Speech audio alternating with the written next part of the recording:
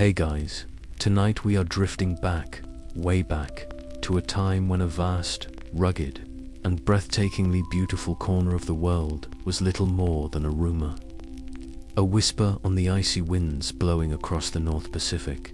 We're settling into the story of Russian Alaska, a period of about a century and a quarter when the enormous land we now know as the 49th state was a sparsely settled, wildly untamed colonial outpost of the Tsarist Empire.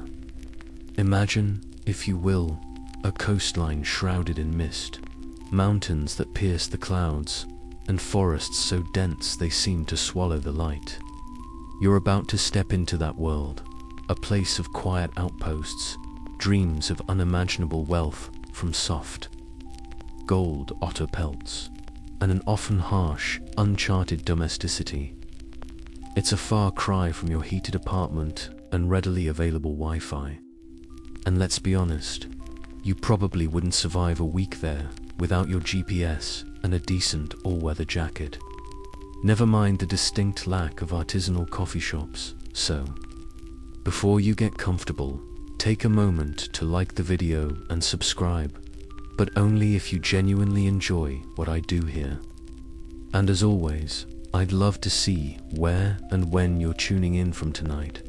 Drop your city and local time in the comments below.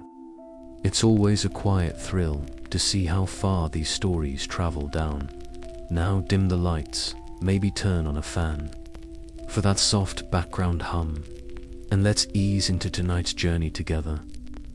The first thing you notice is the biting chill, a dampness that clings to your rough-spun clothes and seems to seep right into your bones, even though it's supposedly summer.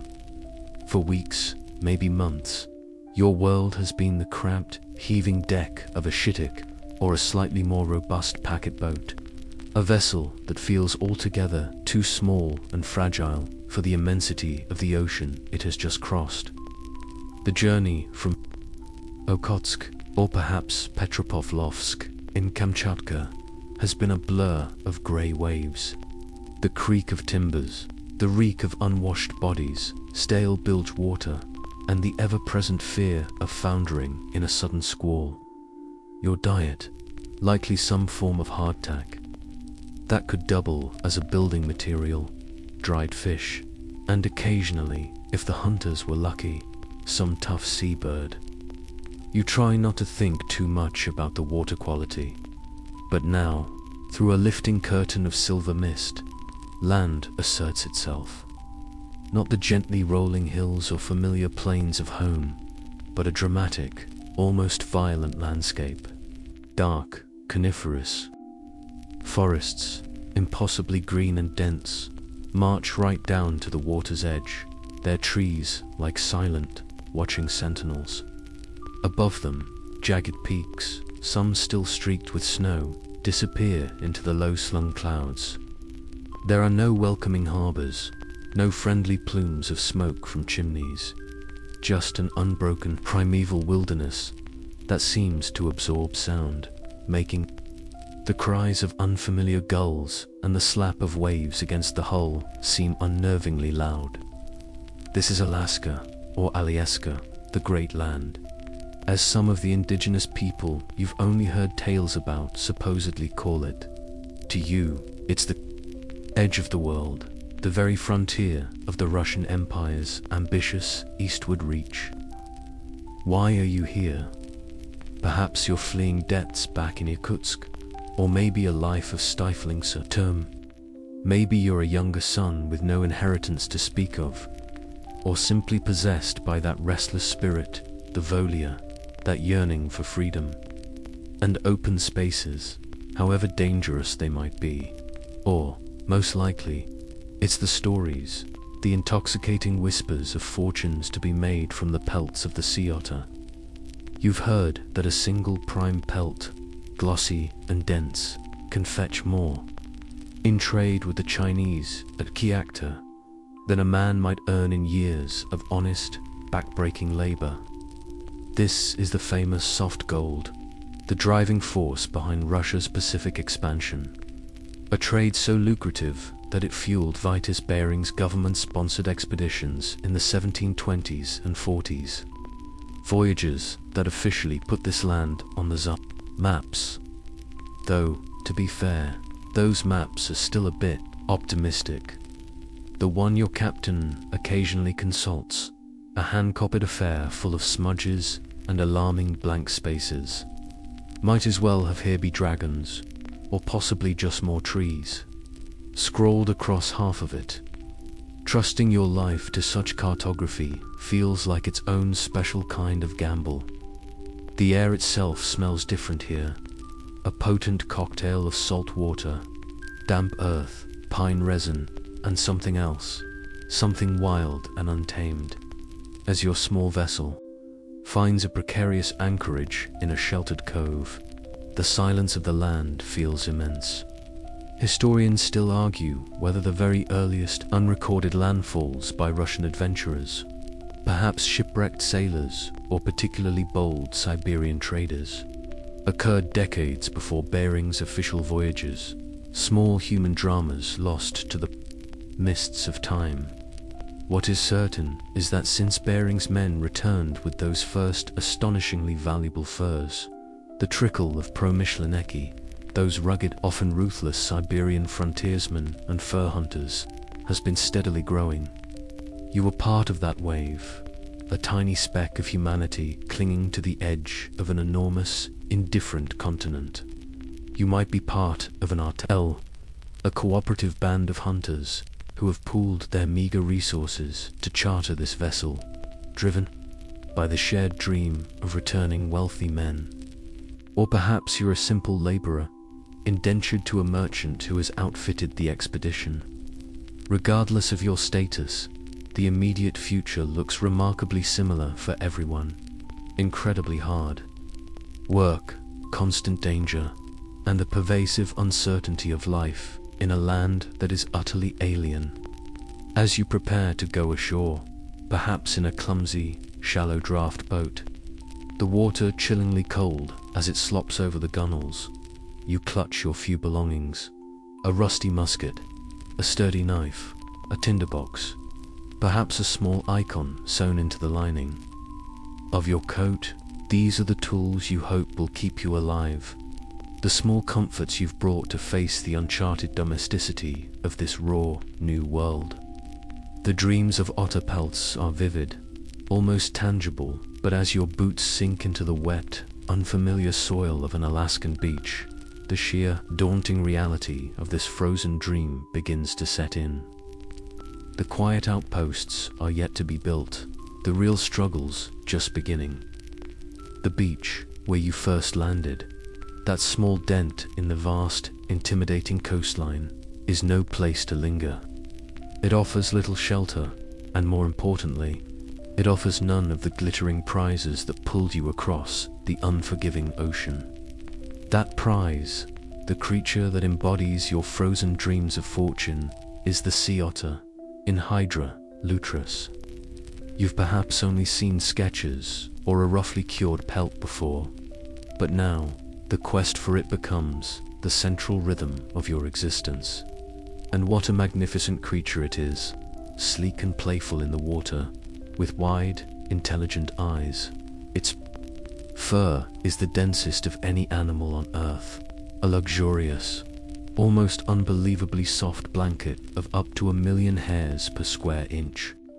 It's this incredible density, this natural insulation against the frigid North Pacific waters, that makes its pelt so ludicrously valuable back in the sophisticated markets of China and increasingly in the fashionable salons of Europe. You can almost picture the wealthy mandarins and European nobles swaddled in its warmth, completely oblivious to the brutal effort involved in acquiring it. Their winter comfort is your life's gamble. The men who hunt this elusive creature, your companions and competitors, are the promyshlenniki. They are a motley assortment, really. Some are hardened Siberiaks, men who grew up with rifles in their hands and the wilderness as their backyard. Others are Cossacks, their blood still humming with generations of frontier spirit. You'll find peasants who fled the crushing monotony of village life, artisans seeking a quicker path to prosperity than their fathers knew, and yes, a scattering of individuals who might prefer not to discuss their pasts in too much detail. What unites them is a certain resilience, a capacity for enduring appalling hardship, and a shared, burning desire for the soft gold. They are not, by and large, gentle men, and the frontier has a way of stripping away any lingering softness. Their laughter is rough, their hands are calloused, and their eyes are constantly scanning the horizon, the shoreline, the water, for opportunity or danger. The hunt itself is a specialized, perilous art, and one in which the local Anangan people, or Aleut, as you and most Russians will come to call them, are the undisputed masters. You quickly learn that your own clumsy attempts to hunt otter from the heavy wooden boats you arrived in are laughably inefficient. The Anangan, in their sleek skin-covered kayaks, the barracks, are poetry in motion.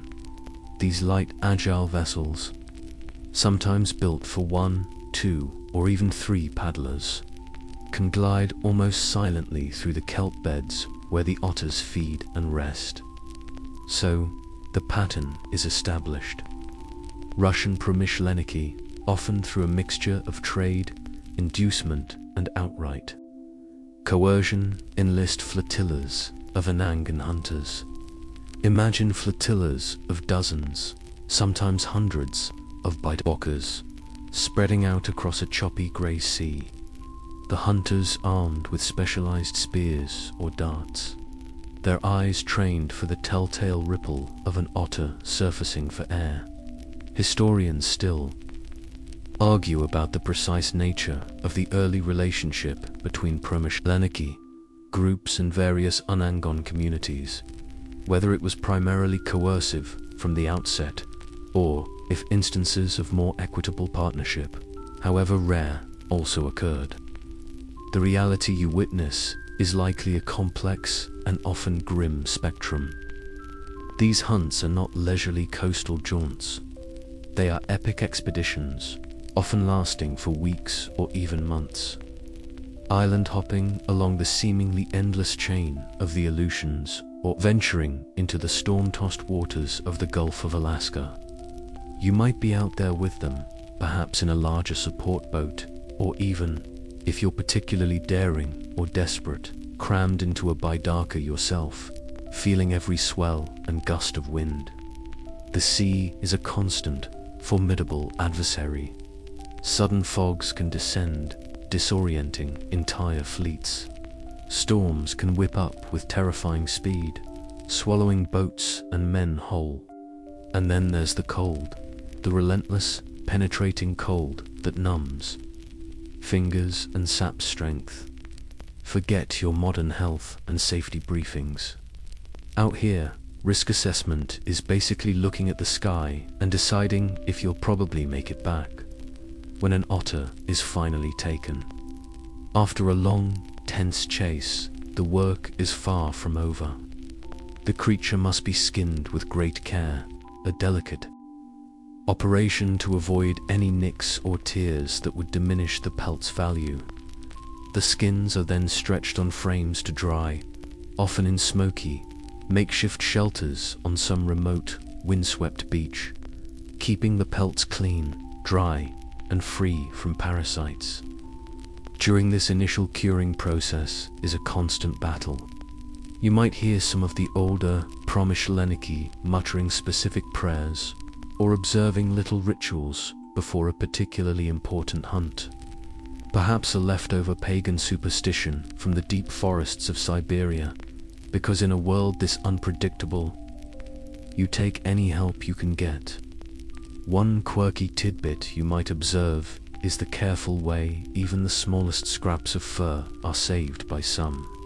Perhaps not for trade, but for patching a worn boot lining or adding a bit of warmth to a mitten. A small act of domestic thrift in an otherwise wild enterprise.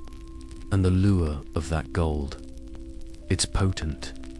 You'll see men risk their lives for a chance at a prime pelt, pushing themselves and their Unangon auxiliaries to the very brink of endurance.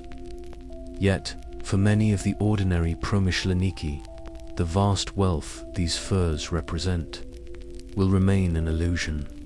Merchants based in Okhotsk or Irkutsk who financed the expeditions often claimed the lion's share. Company agents, ship captains, local leaders, everyone wants their cut. What filters down to you, the man on the icy water, might be just enough to pay off your debts, buy supplies for the next season, and perhaps indulge in a brief, ruinous spell of drinking and gambling when you finally make it back to a semblance of civilization. Still, the dream persists. With every perfectly cured pelt, rich and dark and impossibly soft, the hope for a different life, a life of ease and respect, is renewed. For now, though, your world is defined by the endless horizon, the cry of the seabird, the rhythmic dip of paddles, and the constant chilling awareness that you are a very small player in a very big, very dangerous game. For a commodity, some might say, is just a really fancy coat. Though, to be fair, it would be a remarkably fancy coat. The relentless cycle of hunt, process, and precarious survival out on the storm-tossed Aleutian chain or the wild, open coasts can't last forever. Not if the Russian presence here is to be more than just a fleeting, rapacious raid. The dream of those otter pelts, those shimmering columns of silver rubles they represent, needs a more solid foundation. You and the other promyshlenniki, and, importantly, the merchants and agents who are beginning to organize this chaotic enterprise, realize the need for permanent bases, places where pelts can be safely stored and properly cured, where ships can be repaired, however crudely, and where men can recuperate between grueling hunting expeditions. And so, the focus begins to shift, ever so slightly, from the endless sea to the equally challenging land. The era of the quiet outpost is dawning. Finding the right spot for such a settlement isn't as simple as throwing a dart at one of those charmingly inaccurate maps. You need access to fresh water, a decent supply of timber, which thankfully this land has in almost overwhelming abundance, and ideally a reasonably defensible position. After a few initial, less successful attempts at establishing year-round posts in other locations, places that proved too exposed, too resource poor, or too unfortunately situated right next to a particularly unwelcoming volcano, attention eventually turns to a large island in what will become known as the Alexander Archipelago. Specifically, a sound that offers a relatively sheltered harbor, a place the local Tlingit people know well. This will become the site of Novo-Archanglesk, or New Archangel, a name that carries a certain weighty aspiration, a suggestion of bringing a slice of Russian order and sanctity to this wild edge of the world. Though, in its early days, New Archangel probably bears less resemblance to its grand namesake on the White Sea, and more to a hastily assembled logging camp that's expecting trouble. And so, the crude forts begin to rise. Forget any romantic notions of neatly carpentered log cabins appearing overnight. This is backbreaking, exhausting labor. You find yourself wielding an axe, not against a Tlingit warrior just yet, but against colossal Sitka, spruce, and western hemlock trees, giants that have stood for centuries. Your hands, already calloused from paddle and harpoon, blister anew. The air fills with the rhythmic thud of felling axes, the grating complaint of rudimentary two-man saws, and the shouts of men coordinating their efforts to haul the massive logs, often with nothing more than brute strength. ropes, and perhaps a few reluctantly helpful oxen or horses, if any, have survived the sea journey and the initial lean times. The first structures are likely to be simple blockhouses, sturdy and functional, with overlapping corners and narrow loopholes for windows, if you can even call them windows, more like nervous squints in the log walls. A palisade of sharpened logs, a crude wooden fence, is thrown up around the perimeter, a clear statement that this patch of land is now, in theory, under Russian control. It's probably not fooling the local wildlife, who likely view your construction efforts with a mixture of curiosity and mild annoyance at the disruption to their ancient routines. This is your new, civilized Alaskan home. The air inside these first buildings is thick with wood smoke from open hearths or poorly drawing clay and stick chimneys. The floors are packed earth or rough-hewn puncheons, uneven and perpetually damp. Light filters in dimly, and the wind whistles through the numerous chinks in the walls, a constant reminder of the wilderness pressing in from all sides. Still, after months at sea or under flimsy tents on exposed beaches, even such a crude shelter feels like a luxury. It's a place to store your meager possessions, to huddle for warmth, to share a meal of boiled seal meat or dried salmon, and to dream of a day when New Archangel might actually live up to its name. Some of the early dwellings might even be zemlyankas, traditional Russian dugout shelters, half buried in the earth for insulation. Practical, if not exactly picturesque. You can imagine the real estate listings: cozy, subterranean living, excellent insulation, very earthy, structural integrity. Well, it's certainly there. The challenges are immense. The Alaskan weather, with its endless rain and long, gloomy winters, turns the construction site into a muddy quagmire. Tools are scarce and often of poor quality. A broken axe handle or a dulled saw blade can mean significant delays. Mainstream historical fact: the powerful Tlingit clans, who had inhabited this region for centuries, viewed this Russian intrusion with entirely justified suspicion and hostility. They were skilled traders and formidable warriors, and they were not about to give up their ancestral lands or their control over local trade routes without a fight. The tension is palpable. Every shadow at the edge of the forest, every unexplained sound, could signal an impending attack. This constant low-level anxiety becomes just another part of your daily life. You might try to bring a touch of home to these raw structures. Perhaps someone carves a rough cross to hang over a doorway, or an older promyshlenniki carefully places a small, smoke-darkened icon in a corner of the communal barracks. Historians still debate the extent to which early Russian settlement designs consciously incorporated defensive strategies against indigenous attack versus how much was simply dictated by available materials and the immediate need for shelter. Was that oddly angled palisade a clever piece of military engineering, or did they just run out of straight logs that day? One quirky tidbit is how some early accounts describe Russians attempting to plant familiar vegetables like turnips or cabbages in tiny, protected plots almost as soon as the first logs are up, a desperate human need for the familiar taste of home.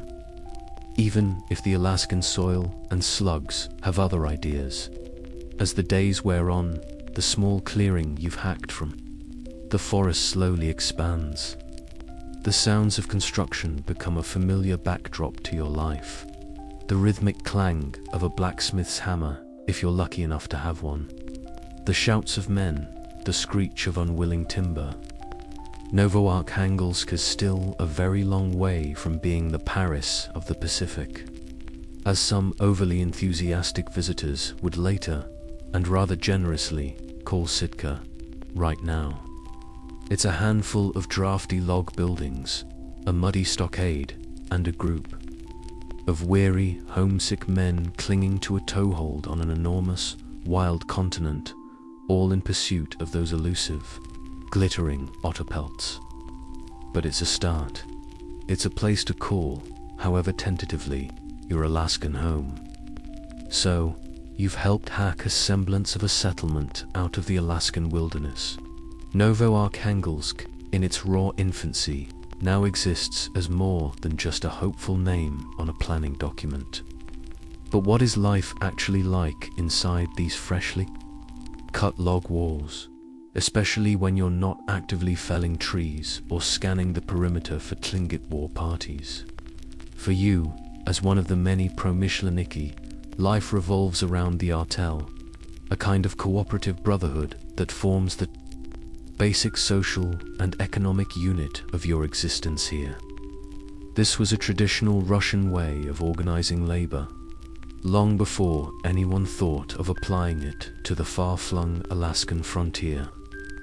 In theory, it's a band of men who have joined forces, sharing the labor, the risks, the resources, and, crucially, the profits from your collective hunting efforts. You might have an elected leader, a seasoned hunter who knows the waters and the ways of the local tribes, but decisions, again in theory, are often made communally. Your dwelling shared with perhaps a dozen or even several dozen other members of your artel is likely a long, low log building, a kazama or barracks. Step inside and your eyes take a moment to adjust to the gloom. Light struggles to penetrate the small, greased paper or stretched gut windows, and the air is perpetually hazy with wood smoke. A central stone hearth or a crudely fashioned clay oven might dominate the room, radiating a welcome warmth but also contributing generously to that smoky atmosphere. Along the walls, rough-hewn wooden bunks are tiered, perhaps 2 or 3 high, each man's narrow space demarcated by nothing more than the few inches between him and his neighbor. Forget memory foam mattresses. Your bed is likely a collection of spruce boughs covered with a worn animal skin, perhaps a deer or bear hide if you're lucky, or maybe just your own rough greatcoat. It's not exactly the #van life aesthetic you see glamorized today. This is more #logbunk, BRUTALIST. Privacy is a foreign concept. Every cough, every snore, every muttered curse or prayer is a communal experience.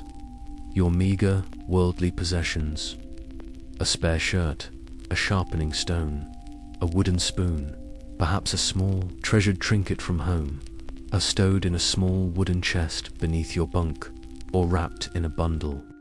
The comforts are indeed sparse.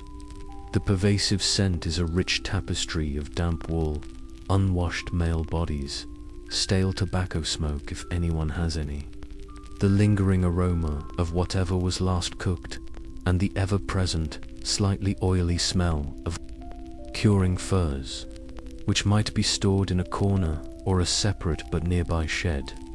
You get used to it.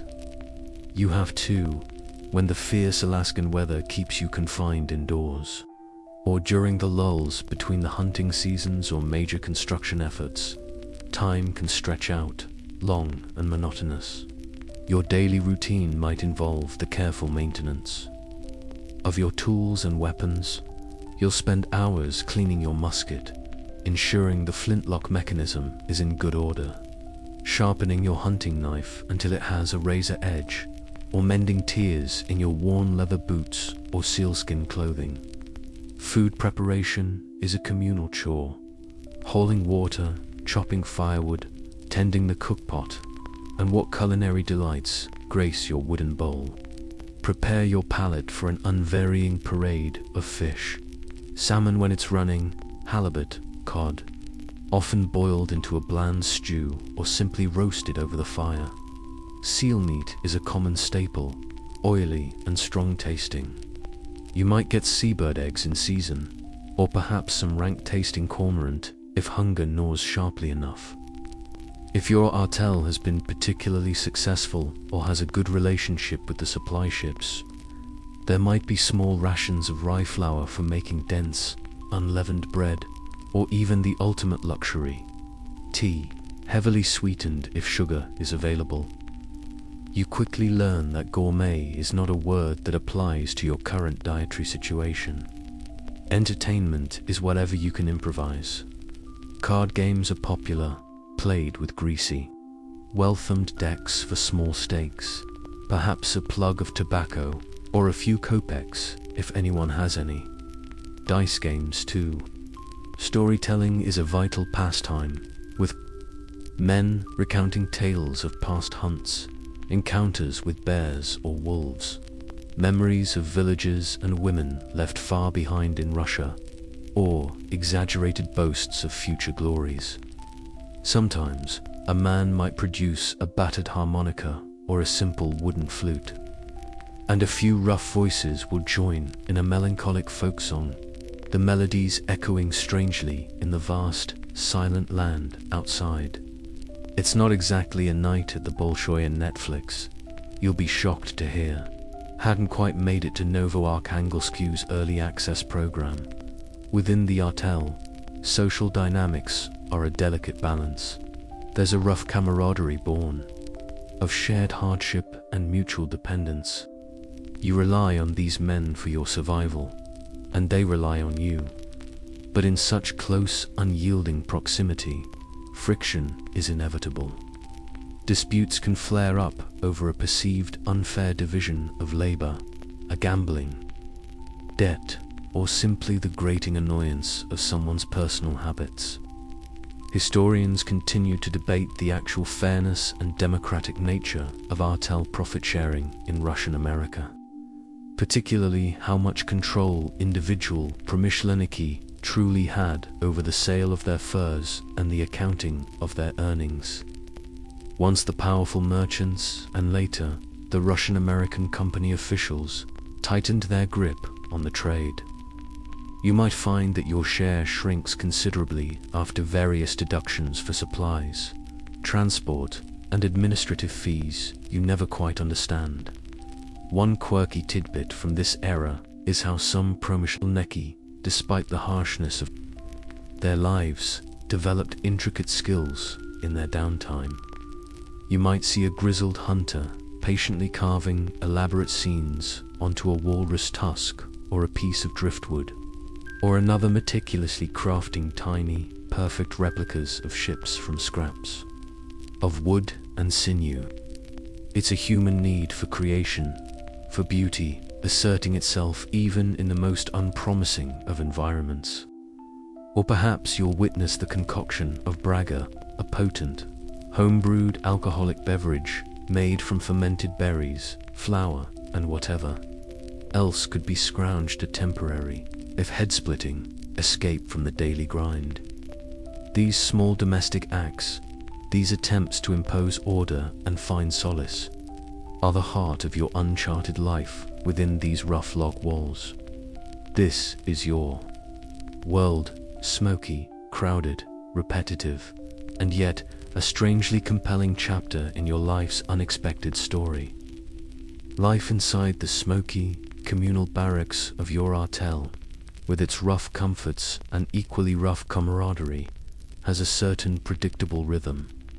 It's a cycle of hunting, mending, enduring boredom, and dreaming of the day your share of the fur profits will finally make you a man of substance. But the Alaskan frontier, as wild and seemingly chaotic as it is, isn't entirely immune to the organizing impulses of the distant Russian Empire and the ambitious merchants who see its potential. The early years of the Russian fur rush were often a free-for-all, with rival companies and independent artels competing fiercely, sometimes violently, for the best hunting grounds and the loyalty of Anangan hunters. This kind of cutthroat competition wasn't just dangerous, it was also bad for long-term business. Fewer otters, more conflict, not exactly a sustainable model. And so, the idea of a more centralized, monopolistic control begins to take shape. Championed by influential figures like Gregory Shlakov, a far-sighted and ruthless Siberian merchant, into this sprawling, loosely governed enterprise steps a man who will leave an indelible and undeniably controversial mark on Russian Alaska. Alexander Andreevich Baranov. He arrives in 1790, appointed as chief manager of the Shelikov-Golikov Company, the precursor to the powerful Russian-American company which would soon be granted an imperial charter. Imagine the scene: a new authority figure disembarking, not some perfumed nobleman from St. Petersburg, but a man of merchant stock, relatively short, wiry, and possessed of an almost ferocious energy. His face is weathered, his eyes shrewd and observant, missing nothing. He is, by all accounts, a man of immense willpower, ambition, and a pragmatism that often bordered on outright ruthlessness. He's the new boss, and you get the distinct impression he's not just here to count pelts. He's here to reshape this entire world. You can almost hear the collective gulp of the more free-spirited promyshlenniki who've gotten used to a certain lack of oversight. Baranov's task, as he sees it, is to tame this wild frontier, or at least bend it to the company's will and profitability, and that means taming its varied inhabitants. For you and your fellow promyshlenniki, this might mean a sudden increase in rules and regulations. No longer can your artel just decide to hunt wherever it pleases or trade its pelts with the highest bidder if such an opportunity even existed. Company directives begin to filter down. Supplies, previously erratic, might become more regular, but also more strictly controlled. Distributed as company scrip or credit, further tying your fortunes to Baranov's administration. He expects hard work, discipline, and loyalty, qualities not always in abundant supply among men who came to Alaska precisely to escape such constraints. Forget about anonymous feedback forms. Any employee satisfaction surveys under Baranov would likely be very short and to the point. His approach to the indigenous populations is equally forceful and complex. He relies heavily on the Enangon and Alutiiq Sugpiaq peoples for the crucial otter hunts, continuing the system of often forced labor. But he also attempts to bring their efforts more directly under company control, sometimes establishing permanent settlements for them near Russian outposts. He understands their unparalleled skill in these waters, yet his policies often lead to immense suffering and a drastic decline in their populations due to disease and overwork. With the formidable Tlingit of southeast Alaska, whose territory includes the strategically vital area around present-day Sitka, Baranov's relationship is a volatile mix of attempted trade, uneasy truces, and outright warfare. He is determined to establish a strong Russian presence there, a goal that will lead to years of bitter conflict. It's a mainstream historical fact that Baranov was instrumental in consolidating Russian control and expanding its operations in Alaska, effectively serving as its governor for nearly 30 years.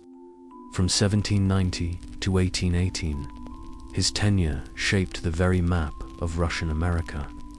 From your perspective, huddled in your smoky barracks, Baranov's arrival might be a mixed blessing. Perhaps there's a bit more order, a slightly more predictable supply of flour or gunpowder. Maybe the fortified outpost feels a little more secure under his determined leadership. But there's also a sense that the wild freedom, the illusion of being your own master, is shrinking. You are now more clearly a cog in a much larger machine. A machine controlled by this energetic, demanding man who seems to be everywhere at once, overseeing everything from the construction of new forts and ships Yes, he even started a shipbuilding program right here in Alaska, to the minutiae of the fur trade. He even made attempts, with famously limited success, to diversify the colonial economy beyond furs, encouraging small-scale farming and even searching for valuable minerals. Turns out, those Alaskan pineapples he might have dreamed of never really took off in the global market. Baranov himself is a figure of contradictions. He could be charming and hospitable, known for his boisterous celebrations and, according to a quirky tidbit often repeated, an almost legendary capacity for alcohol. Some accounts claim he could outdrink virtually anyone, then attend to complex company business the next morning with a clear head. Others mention he played the violin, a surprising touch of refinement in such a rugged character. Yet, he was also capable of ordering brutal reprisals and ruling with an iron fist. Historians still debate whether Alexander Baranov should primarily be viewed as a brutal colonial exploiter whose policies devastated indigenous communities, or as a pragmatic and uniquely resourceful frontier administrator who, against incredible odds, laid the essential groundwork for a more stable and economically viable Russian presence in Alaska. Perhaps he was, as is so often the case with such figures, a complicated mixture of both. For now, you see him as the force of nature that has blown into your life. The man who is trying to impose an iron will on a land and a collection of people who have never known such singular, concentrated authority. The quiet outposts are becoming a little less quiet, a little more organized, and a lot more under the thumb of Alexander Baranov, the Lord of Alaska, as some would come to call him. Your Otter-Pelt dreams are now filtered through his ambitious plans for a company empire. Alexander Baranov's iron will might be attempting to hammer the sprawling Alaskan territory and its diverse inhabitants into a shape that serves the Russian-American company. But life on the ground, your daily existence, is far more nuanced than any edict from his office in Kodiak or, later, Novoarkhanghelsk. Beyond the formal structures of command and the relentless pursuit of Otter-Pelts, a different kind of relationship is quietly, and often complicatedly, taking root. This is the world of native echoes and new lives, where your routines and even your understanding of family are being profoundly reshaped by your interactions with the indigenous communities, particularly the Anangan and Alutiiq peoples of the Aleutian Islands and coastal Alaska. You've already seen their unparalleled skill on the water, their bidarkas dancing through waves that would swamp your heavier Russian boats. The company, under Baranov, formalizes their unwilling conscription into the fur hunt, sometimes enforcing quotas and employing brutal tactics, including the continuation of the Aminot system, the taking of hostages, often children or family, members of village leaders, to ensure cooperation. It's a grim reality, a stark reminder of the power imbalance that underpins this whole colonial venture. Yet, amidst this coercion, daily life necessitates a level of interaction that goes beyond mere orders and compliance. You find yourself, by sheer necessity, picking up snippets of their languages. A word for storm, another for seal, perhaps a phrase to ask for water or to indicate danger. Your survival can depend on understanding their local knowledge, which berries are safe to eat, how to read the subtle signs of changing weather in these notoriously fickle northern skies, the best places to find fresh mussels or catch fish. When company supplies are running low, you observe their customs, their spiritual practices, with a mixture of bewilderment, perhaps a touch of dismissive Russian Orthodox superiority, but also, if you're honest, a grudging respect for their deep connection to this often unforgiving land. Their ability to thrive here for millennia before your arrival speaks volumes. One truly remarkable piece of their technology, a mainstream historical fact, is the kamlika, a waterproof parka crafted with incredible skill from cured seal or sea lion intestines, stitched with sinew, far lighter and more effective against the relentless Alaskan rain and sea spray than anything your own culture has produced. You can just imagine a St. Petersburg tailor presented with such a garment, muttering about how they hadn't quite cracked that particular design challenge. These interactions begin to blur the sharp edges between your two worlds, at least in the small, domestic spaces of daily life. And nowhere is this blurring more apparent or more complex than in the relationships forming between Russian men like yourself and indigenous women, with very few Russian women making the arduous journey to these remote outposts. Especially in the early decades, the promyshlenniki company employees, and even some of a higher status, began to form unions with Anangan, Alutiiq, and sometimes women from other Alaskan native groups. These relationships were incredibly varied, ranging from what can only be described as forced concubinage and exploitation to more stable, long-term partnerships, and even formal marriages recognized by the Orthodox Church. Figures like Shelikov and Baronov himself actually encouraged these unions, partly to pacify the frontier, partly to create a local Creole population, children of mixed heritage, who, it was hoped, would be loyal to Russian interests, and act as a bridge between the two cultures. The dating scene in Russian Alaska, you might say, was somewhat unique in its geopolitical implications. Imagine yourself in such a situation. Perhaps you've taken an Anangan woman as your wife or partner. What is that shared life like within the confines of your rough log cabin or her traditional semi-subterranean ulux or barabat? Language is an immediate hurdle. Communication is a slow, patient process of gestures, shared experiences, and gradually acquired vocabulary. Cultural expectations around domestic roles, child-rearing, and even personal space can be vastly different. You might find her family and community obligations, her spiritual beliefs, entirely alien to your own upbringing. Yet, a kind of domesticity emerges, an uncharted territory of shared meals.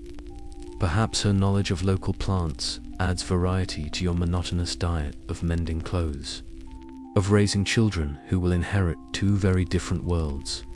There's a deep intimacy, but also the potential for profound misunderstanding and sorrow, all played out against the backdrop of colonial power. Historians and anthropologists continue to debate the agency of indigenous women in these unions. To what extent were they able to exercise choice or leverage these relationships for the benefit of themselves, their families, or their communities, versus being primarily victims of circumstance and colonial power dynamics? You might witness the quiet resilience of these women, their ability to adapt, to maintain their cultural practices even as their world is being irrevocably changed. A quirky tidbit you might observe is the way some indigenous women subtly incorporated Russian trade beads or pieces of metal into their traditional clothing or adornments, creating new, hybrid forms of artistic expression. Or perhaps you notice the way they use certain plants for medicinal purposes. Knowledge passed down through generations, which might prove far more effective for a local ailment than any remedy the Russian feldsher, if you even have one, can offer. These aren't just passive encounters. They are a constant, subtle negotiation of culture, knowledge, and survival. The arrival of Russian Orthodox priests, who we'll talk more about later, adds another layer, with some women converting willingly or under pressure leading to church weddings and the baptism of children into the Russian faith. But often, older beliefs and practices continue alongside the new, creating a uniquely Alaskan spiritual blend. Through these daily encounters, these shared lives, and the children born from them, the echoes of ancient native traditions begin to interweave with the newer rhythms of Russian colonial life, creating something entirely new, something distinctly Russian, Alaskan. Your simple desire for companionship, for a family, however unconventional, becomes part of this larger unfolding story of cultural collision and creation. Trying to explain this complex new family dynamic in a letter home to your village in provincial Russia, that would be a communication challenge far exceeding anything a modern translation app could handle. The intimate, often challenging, daily intersections with Anangon and Alatik communities. The slow weaving of new family threads amidst the raw backdrop of the fur trade. These experiences are shaping you, changing your perspective on this vast land and your place within it. While these profound personal encounters continue, the overall Russian enterprise in Alaska, driven by the relentless energy of Alexander Baronov, is also evolving. The company's ambitions are growing, and with them, the need for a true center of operations, a capital that can project Russian authority and serve as the hub for its sprawling commercial network. Though Kodiak Island served as an early headquarters, it is Novo-Arkhangelsk, your rebuilt and increasingly fortified settlement in Sitka Sound, that truly becomes the heart of Russian America. And as it grows, a curious, multi-layered society begins to emerge, boasting both a rough-hewn governor's mansion and a surprising array of fragile luxuries, all clinging precariously to the edge of an immense wilderness.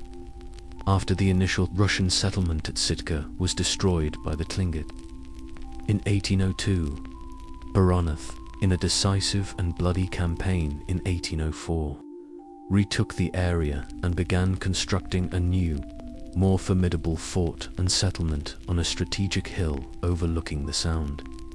This new Novo-Arkhangelsk is where you now find yourself, and it's a far cry from the scattered, vulnerable outposts of the early days. Dominating the settlement, both physically and symbolically, is what comes to be known, rather grandly, as Baronov's Castle. Don't envision a stone fortress with turrets and moats. This is Alaska, after all. It's a large, sturdy, two-story wooden structure, perhaps the most substantial building you've ever seen on these shores. Built from massive timbers and likely boasting a cannon or two on its ramparts. This isn't just Baronov's residence. It's the administrative nerve center, the warehouse for the most valuable furs, the place where important visitors are received, and a clear statement of Russian dominance. It is, in essence, the first significant European-style administrative building on this entire stretch of the North American Pacific coast. A mainstream historical fact that underscores its regional importance. Within the walls of this castle, and in the homes of the few other high-ranking company officials and visiting naval officers, you might catch glimpses of those fragile luxuries that speak of a yearning for a distant, more refined world. Imagine chests arriving after months at sea, bearing slightly damp bolts of European fabric, chipped porcelain teacups, perhaps a few precious books with foxed pages, some casks of wine that haven't quite turned to vinegar, or even a slightly out-of-tune pianoforte. These are the status symbols, the tenuous connections to a life left behind, carefully hoarded and displayed. You can almost picture a company wife proudly serving tea that tastes vaguely of the ship's hold, insisting that pinkies are kept up, even if the silver spoons are actually just polished tin. This influx of relative comfort, however limited, begins to delineate a more obvious social hierarchy. At the top, you have Baranov and his inner circle, company managers, ship captains, perhaps a visiting scientist or two. They live in comparatively better housing, enjoy better food, and participate in a social life that attempts to mimic European norms. Below them are the ordinary Russian promyshlenniki, like yourself, still the vital workforce for hunting and labor, but clearly a rung down the ladder. Then there's the rapidly growing Creole population, the children of Russian fathers and indigenous mothers. Their position is complex. Some are educated in company schools, learn Russian, adopt Russian customs, and find employment as clerks, artisans, or even low-level managers. They are seen by the company as a potentially loyal, locally adapted workforce.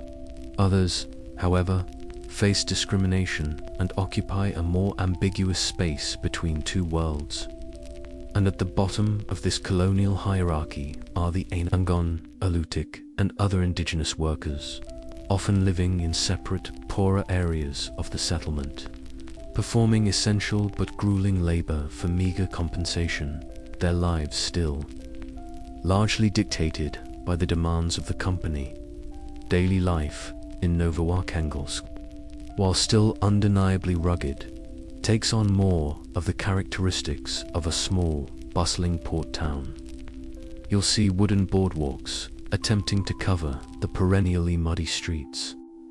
There's a company store, its shelves stocked with a mix of essential supplies and those few luxury goods, though prices are high and payment is often in company scrip. Workshops for blacksmiths, coopers, and shipwrights echo with the sounds of industry. Baranov was keen on building ships locally to support the fur trade and exploration. There might be a rudimentary infirmary, and somewhere a plot of land is cleared for a proper church, its construction perhaps already underway.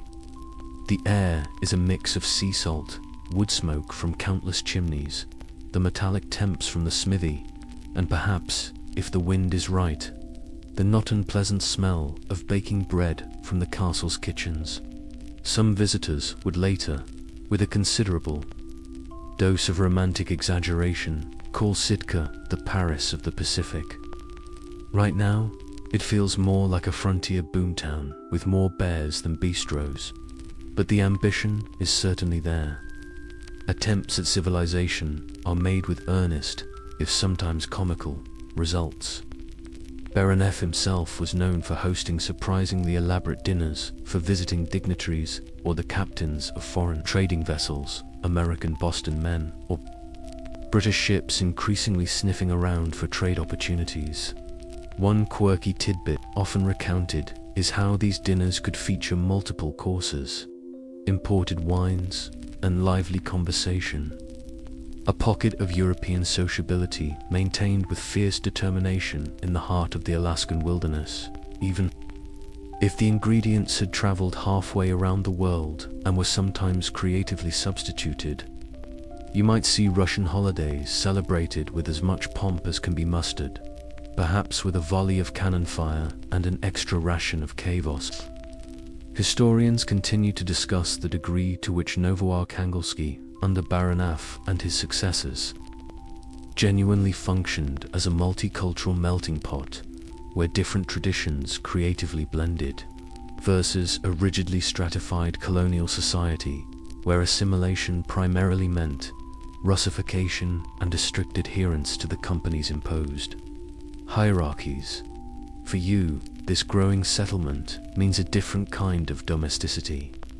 It's less about the raw survival of the artel in a temporary shelter, and more about navigating the social complexities, the rules, and the opportunities of a more permanent, if still profoundly isolated, Russian colonial town.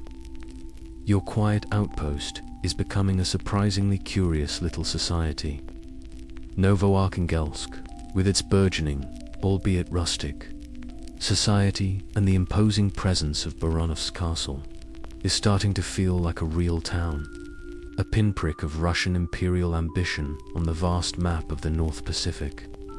You've witnessed the complexities of daily interactions with indigenous communities, the tentative formation of new families, and the attempts to overlay a veneer of European civilization onto this wild landscape. But underpinning every aspect of your life here, from the tools you use to the tea you occasionally sip, is the pervasive influence of one overarching entity, the Russian-American company. And nowhere is its grip more tangible, more a part of your daily routine than at the company store. The MAGAZIN. The Russian-American Company, or RAC, wasn't just any trading firm. In 1799, Tsar Paul I granted it an imperial charter, a ukase, which essentially gave it a monopoly over all Russian trade, hunting, and resource exploitation in this entire enormous territory of Alaska, as well as the Creole Islands and other Pacific lands. This is a mainstream historical fact of profound consequence. The RAC wasn't just in Russian America. For all practical purposes, it was Russian America. It had the authority to govern, to make laws, to maintain its own armed forces, and, of course, to control all commerce. So, when you need something, anything that isn't directly plucked from the sea or forest, there's usually only one place to turn up: the company store in Novoarkhangelsk, and its smaller, less well-stocked counterparts in other outposts like Kodiak or Unalaska is therefore much more than just a retail establishment. It's the economic heart, and often the tightening fist of the colony. Imagine a sturdy log building, perhaps with a prominent counter, shelves lining the walls, and a clerk, a company man, who knows everyone's business because everyone's business, quite literally, passes through his ledgers. What's on those shelves? Well, it's a mixed bag. You'll find the essentials: coarse rye flour, sometimes wheat if you're lucky, gunpowder and lead shot for your musket, iron axe heads and knife blades, fishing hooks and nets, bolts of rough woolen cloth or sturdy canvas, perhaps some basic clay or iron cookware. And then there are those fragile luxuries we talked about, trickling down from the governor's mansion to those who could afford them or had earned a special favor. Chests of Chinese tea, cones of sugar wrapped in blue paper, plugs of tobacco, maybe some watered-down vodka or imported wine, and occasionally some surprisingly fancy fabrics or trinkets. You wouldn't exactly be comparison shopping like on Amazon. Your choices are what the company deems fit to import, and the prices are what the company deems fit to charge. Their return policy was also likely quite final. Payment is where things get particularly interesting, and where the company's grip truly tightens. Actual hard currency, Russian rubles or kopecks, is incredibly scarce in Alaska. Instead, much of the internal economy runs on company scrip. These might be handwritten notes, or, more famously, specially marked pieces of parchment or even sealskin, known as marki, or leather money. These tokens are issued by the company, and they're only good at, you guessed it, the company's store. Your share of the profits from an Artel's fur hunt, that's often credited to your account in the company ledger, or paid out in this scrip. And those tools, that flour, that little bit of tea that makes the endless damp chill slightly more bearable, they all get deducted. It's a system that makes keeping track of your actual earnings incredibly difficult, and it's remarkably easy to find yourself in debt. A poor hunting season, an illness that lays you up for weeks, the high price of essential supplies, suddenly your account is in the red. And once you're indebted to the company, your freedom to leave, to seek other opportunities, shrinks. Dramatically, you're tied to its service until that debt is cleared, which, for many, meant a lifetime. Their loyalty card program, you could say, had some rather stringent long-term commitments. Despite its role as an instrument of economic control, the company store would also, paradoxically, function as a kind of social hub. It's where you'd hear the latest news or rumors from other parts of the colony, or even from far away. Russia, when a supply ship finally made port after its long voyage. The arrival of such a ship, laden with fresh goods for the magazine, would be a major event, a cause for excitement and anticipation throughout the settlement. What treasures, or at least fresh supplies, would it bring this time? Perhaps this year's hottest item, slightly less weevil-infested flour, or maybe a new shipment of those incredibly durable English wool blankets. One quirky tidbit about these company stores is that sometimes, due to the vagaries of bulk purchasing or the dumping of obsolete stock from the Russian heartland, the shelves might feature some truly incongruous items. Imagine the pragmatic promyshlenniki of Novo-Arkhangels puzzling over a crate of say-dented brass-speaking trumpets, or perhaps a consignment of ladies' feathered fans that had gone out of fashion in St. Petersburg 5 years prior, but were now available at a special colonial price. You might also find that the store manager, a man of considerable local power, has his own particular ways of doing business.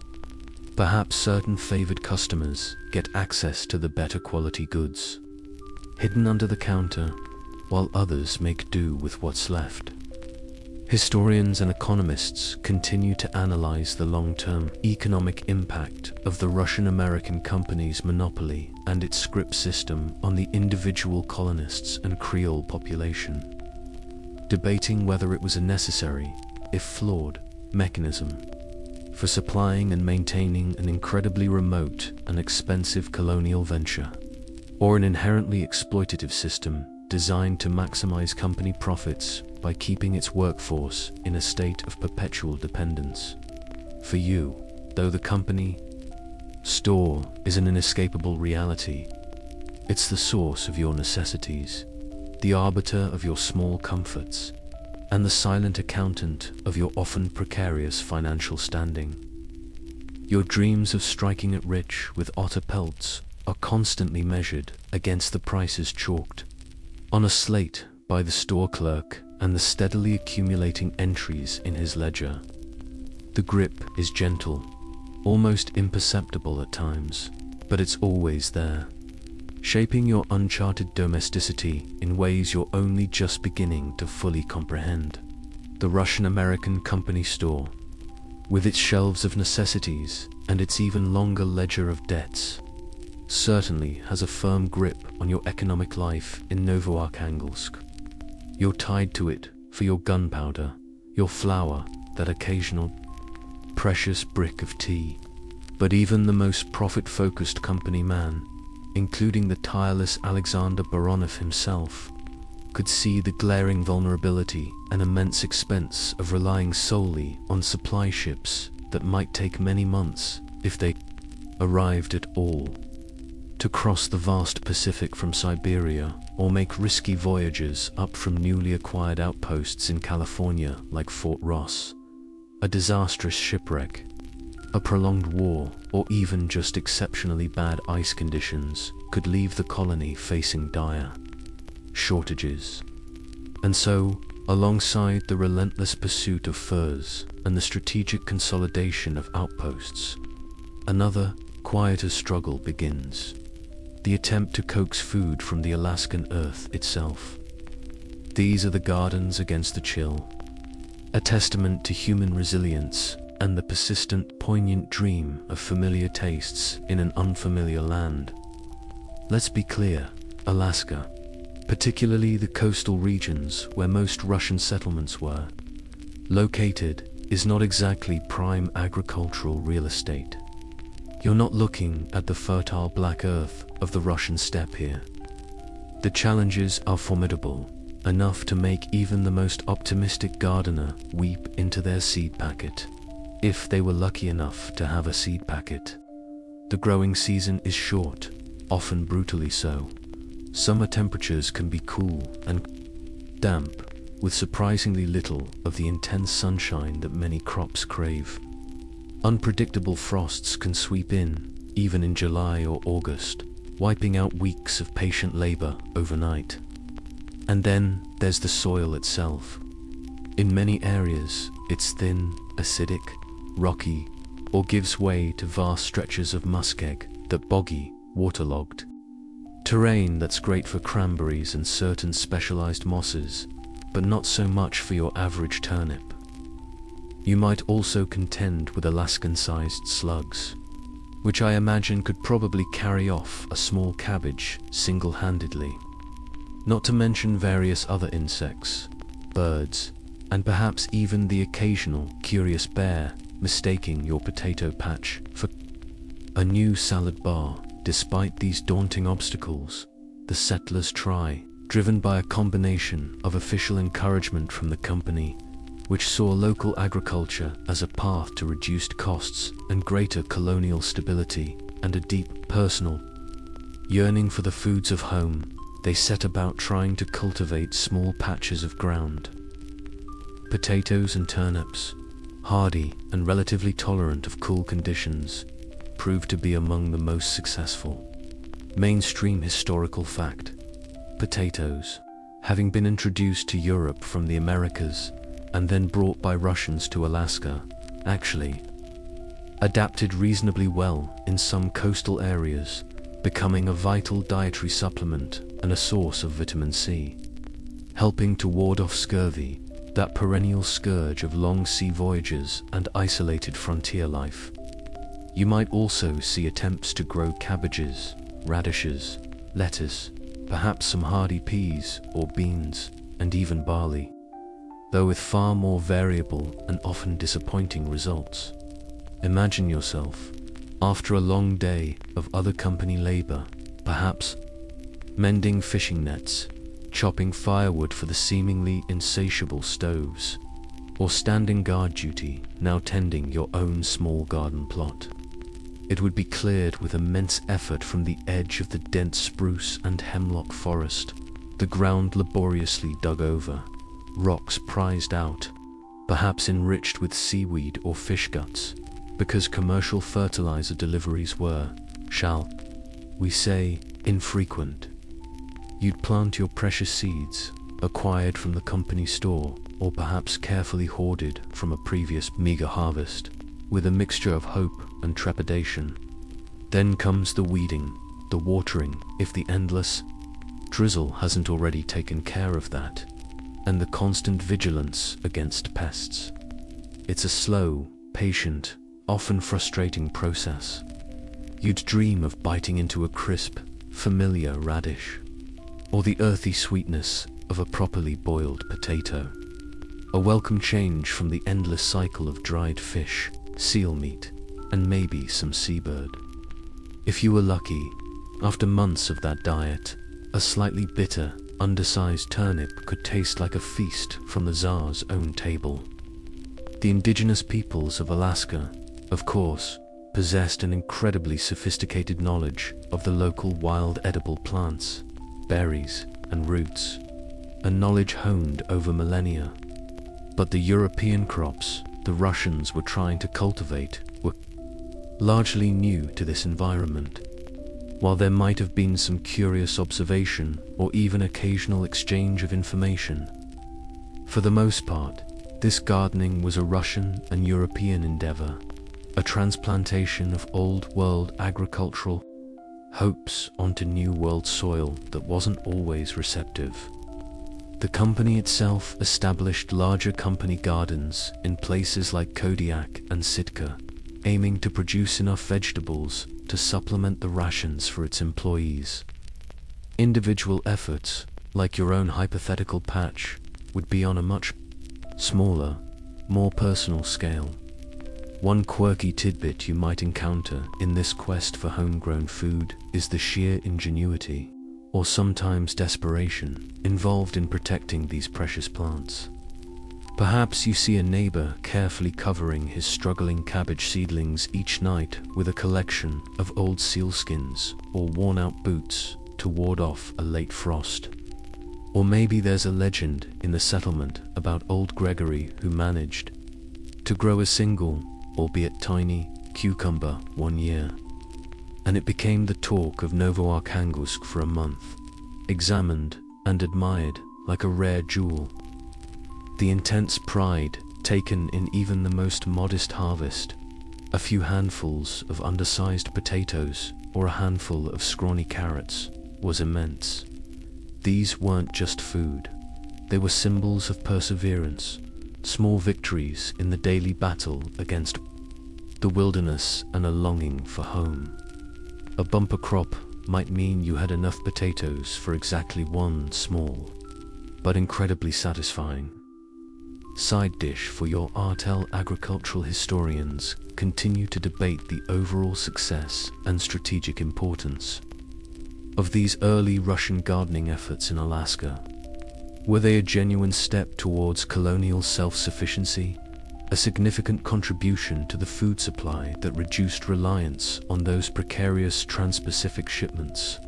Or were they largely symbolic gestures, small pockets of cultivation, that, while emotionally important to the settlers, had minimal real impact on the colony's overall provisioning, which remained heavily dependent on imported foodstuffs and, critically, on the fish, game, and marine mammals procured locally? Through hunting and fishing, often with the essential involvement of Indigenous Alaskans. For you, kneeling in the damp Alaskan earth, tending your struggling seedlings as the chill wind blows in from the grey Pacific. The larger historical debates are irrelevant. What matters is the tiny green shoot pushing its way towards the pale northern sun, the faint but persistent hope that soon, very soon, you might taste something other than fish. This is Uncharted Domesticity at its most fundamental, trying to make a home, to find sustenance and comfort in a land that gives up its bounty, whether from the sea or the soil, only with great reluctance. Your valiant efforts in the garden, coaxing those few precious potatoes and turnips from the reluctant Alaskan soil, brought a fleeting taste of home, a small, defiant burst of green against the vast grey-green backdrop of the coastal wilderness. But even as you savored that meager harvest, you knew what was coming. The days, already surprisingly long during the brief subarctic summer, begin to shorten with an almost alarming speed. The air grows crisper, the rains become sleet, and then, one morning, you awaken to a world transformed, blanketed in the profound, muffling silence of the first heavy snow. Winter in Russian Alaska has arrived, an icy embrace that will hold your world captive for many long, dark months. The vibrant, if often damp, activity of the short summer months dwindles. The sea otter hunts, already perilous, become nigh on impossible as storms lash the coast with increasing fury and sea ice begins to choke the more sheltered bays and inlets. The vital company supply ships, your tenuous lifeline to the outside world, make their last voyages of the season if they haven't already departed, leaving you to the resources you have on hand and the mercy of the elements. Construction work on the buildings of Novo-Arkhangelsk grinds to a halt. Outdoor labor becomes a brutal, bone-chilling endeavor undertaken only out of absolute necessity. Life, for you and everyone else in these quiet outposts, largely retreats indoors.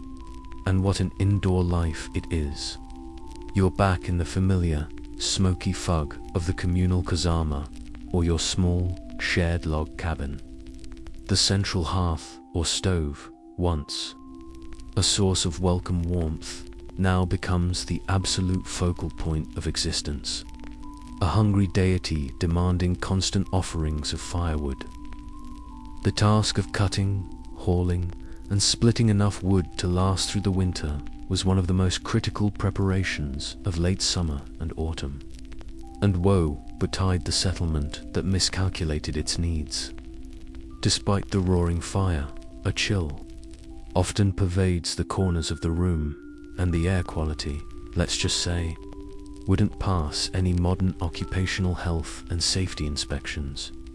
It's a rich brew of wood smoke, drying sealskins because some indoor work on pelts might continue. Unwashed bodies packed closely together for warmth, and the persistent aroma of whatever is simmering in the communal cookpot. Freshness is an optional extra. The darkness is perhaps the most profound challenge.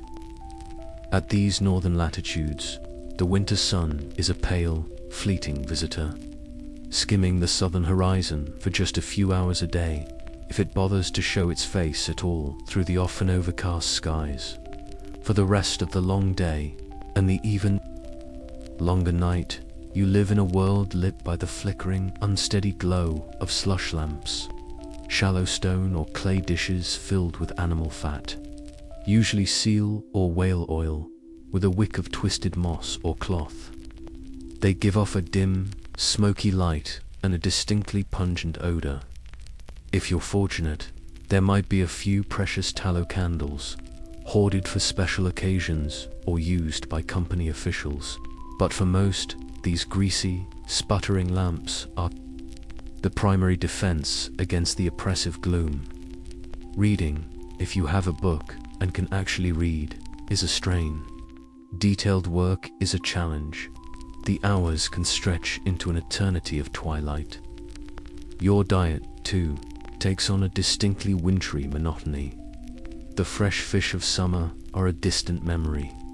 Now, you rely on the stores laid down. Barrels of salted salmon or halibut, dried strips of seal or caribou meat if the land hunts were successful, and those hard-won potatoes and turnips from the garden, carefully rationed. Perhaps there's some coarse rye flour for making dense, filling bread or a thin gruel. You might find yourself looking forward to a dinner where the salted fish is slightly less salty than the night before. That's your idea of culinary excitement. Now, yet it is in this very crucible of darkness, cold, and confinement that the human spirit, in its stubborn way, seeks and finds solace. The meager fires you huddle around become magnets for shared humanity. Storytelling, always a vital pastime, takes on an even greater importance. You'll listen, night after night, to the older promyshlenniki recounting half-forgotten folk tales. From their native Russian villages, tales of cunning foxes, mischievous forest spirits, and brave heroes. Hunters will spin epic, and likely highly embellished yarns of their past exploits, battling storms, outwitting bears, or landing a particularly magnificent sea otter. Memories of home, of festivals, of loved ones left far behind are shared, in hushed tones, tinged with a potent mixture of nostalgia and melancholy. Music, however rustic, helps to fill the void. That battered harmonica, the plaintive song accompanied by a tapping foot, these are lifelines.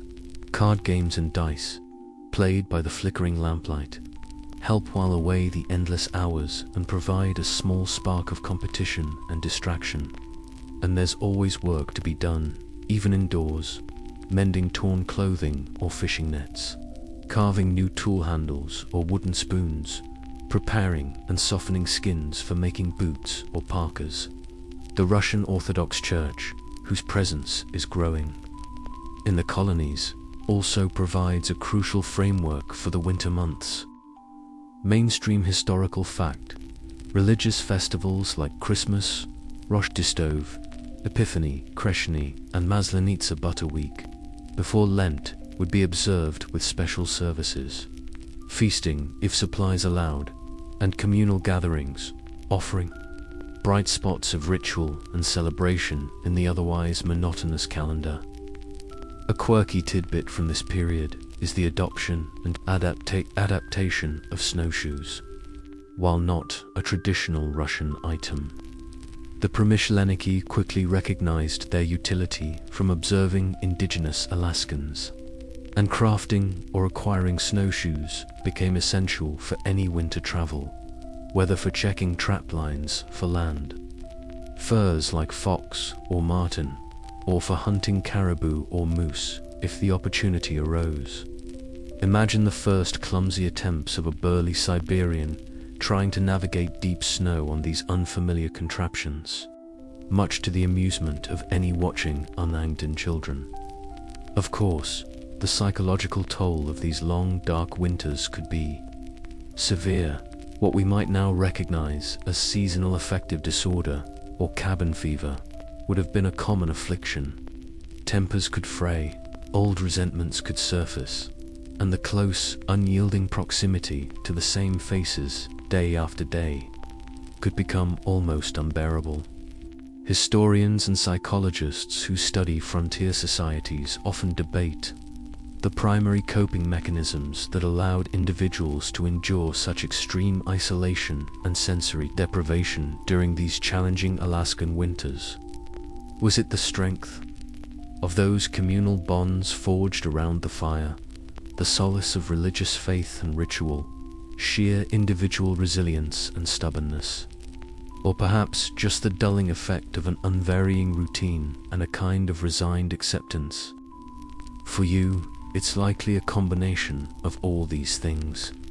You endure, you share stories, you listen to the wind howling outside your smoky shelter, a sound that seems to embody the very spirit of the Alaskan winter, and you dream of the distant spring, of the returning light, and the eventual blessed thaw. The icy embrace is powerful, but the warmth of shared human experience, however meager the fire, offers its own stubborn defense. The long, oppressive darkness of the Alaskan winter, with its enforced idleness and the constant battle against the cold, eventually, grudgingly, begins to yield. The light returns, slowly at first, then with a rush that feels almost miraculous, with the retreating ice and the calming seas. The rhythm of life in Novoarkhangelsk and the other scattered Russian outposts quickens once more. Hunting parties prepare to venture out, supply ships might appear on the horizon, and the sounds of construction and daily labor resume. But alongside these familiar cycles of activity and survival, another, more spiritual cadence is making itself heard, often faintly at first, then with growing resonance, the peal of orthodox bells, or at least the clang of a makeshift gong calling the faithful to prayer. Priests and monks, emissaries of the Russian Orthodox Church, have made the arduous journey to these remote shores, bringing with them new rituals, the seeds of education, and for many, a different, deeper kind of solace than can be found in a shared bottle of Brogger or a successful fur haul. While many of you, promyshlenniki, would have carried small personal icons, perhaps a cross around your neck, and muttered your prayers learned in childhood, the formal, institutional presence of the church in Alaska really began to take root with the arrival of a dedicated mission from the Vala Monastery in Russia. This group of monks and priests landed on Kodiak Island in 1794, a mainstream historical fact that marks the official start of a concerted effort to bring Orthodox Christianity to the indigenous peoples of Alaska and to minister to the Russian settlers. These missionaries were, by and large, devout and hardy individuals, driven by a complex mix of religious zeal, a sense of imperial duty to spread the faith within the Tsar's expanding domains, and often a genuine desire to bring what they saw as enlightenment and salvation to those they considered lost in darkness. Their task was immense, vast distances to cover between scattered settlements and native villages, brutal weather conditions, formidable language barriers, and the not infrequent challenge of indifference or even hostility from some of the Rufent promyshlenniki, who weren't always keen on being reminded of their moral shortcomings. You can imagine some of the more freewheeling hunters not being overly thrilled about a sermon on the sins of gambling right after a particularly successful card game for you. Living in an outpost like Novoarkhangelisk, the arrival of a priest and the establishment of a chapel, however humble, brings a new set of rituals into your life. Suddenly, there are formal church services to attend, the divine liturgy celebrated with its ancient chants and rich symbolism. Even if the choir is just a handful of your fellow settlers with wildly varying degrees of musical talent, and the chapel itself is a hastily converted section of a company warehouse. Baptisms, marriages, and funerals, which might previously have been conducted with little ceremony, now take on the solemnity and structure of Orthodox tradition. The church calendar, with its cycle of feasts and fasts, begins to overlay itself onto the existing rhythms of the seasons and the hunting expeditions. Those winter festivals we talked about, like Christmas or Easter, become even more significant communal events, led by a black-robed priest whose presence lends a new weight and authenticity to the celebrations. Beyond the rituals, these priests often see education as a key part of their mission. They may establish small schools, primarily for the growing Creole population, the children of Russian fathers and indigenous mothers, and for any indigenous children whose families have converted or are under company influence. Here, you might see youngsters painstakingly learning their Russian ABCs, basic arithmetic, and the core tenets of the Orthodox Catechism. It's a tool of Russification, certainly an effort to create a literate, Orthodox, and hopefully loyal colonial populace. But for some of these children, it also represents a rare opportunity for formal learning, a chance to acquire skills that might offer them a different path in life than simply following their fathers into the grueling world of the fur hunt, or their mothers into a life of domestic toil. You might even find some of the priests attempting to learn the local Anangon or Tlingit languages, initially to aid in proselytizing, but sometimes leading to a deeper scholarly interest in these complex tongues. Figures like Innocent Vinyamo, later Saint Innocent, would become renowned for their linguistic work, creating alphabets and translating scriptures. And then there is the solace. In a life defined by hardship, danger, and profound isolation, the church can offer a powerful source of spiritual comfort.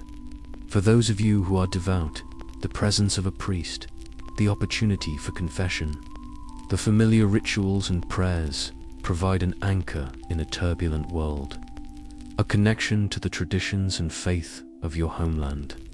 Even for the less piously inclined, the church can become a focal point for the community, a place of gathering that transcends the purely economic or social bonds of the artel or the company. Some missionaries, like the monk Herman, later Est. Herman of Alaska, who lived a simple, ascetic life on Spruce Island near Kodiak, gained reputations for their deep piety and, importantly, for acting as advocates for the indigenous peoples, sometimes speaking out against the worst excesses and abuses committed by the company or individual promyshlenniki. This wasn't always popular with the authorities, but it earned them the lasting reverence of many Anangon. Of course, the dedication and character of these missionaries varied. One quirky tidbit you might encounter is the sheer resourcefulness required to practice their faith in such an environment. Imagine a priest trying to find a substitute for incense when the supply ship fails to arrive, perhaps experimenting with aromatic local herbs, much to the olfactory surprise of the congregation, or the challenge of baking communion bread in a rustic clay oven that's also used for fish. You might find it mildly amusing, or perhaps deeply impressive, to see these men of God adapting their ancient rites to the raw realities of the Alaskan frontier. Historians and theologians continue to debate the primary impact of the Orthodox missions in Alaska. Was it predominantly a tool of colonial subjugation and cultural erasure, aimed at assimilating indigenous populations into the Russian sphere? Or did it, alongside this undeniable colonial aspect, also offer genuine spiritual solace, avenues for education, literacy, and in some notable instances, a moral compass and a protective buffer against the harshest aspects of company rule for both Russian settlers and the growing number of indigenous converts?